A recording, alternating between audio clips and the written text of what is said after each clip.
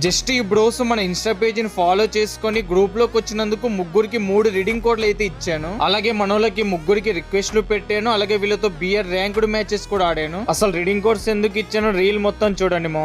Hi మో అందరికి. అలా నైట్ బోర్ కొడుతుందని గేమ్ లోకి వచ్చాను. ఇంకా అందరూ వాళ్ళ ఫ్రెండ్స్ తో బిజీ అయిపోయారు.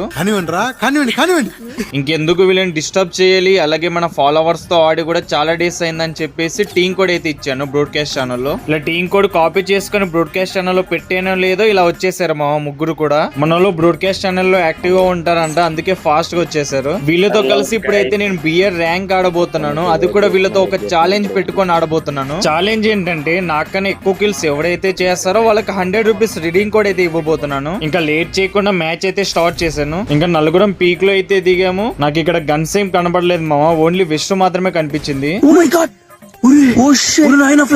మనోడు గన్ ఉందేమో అనుకుని క్యారెక్టర్స్ కి వేసుకొని మరి వచ్చాడు, కానీ గన్నే లేదు.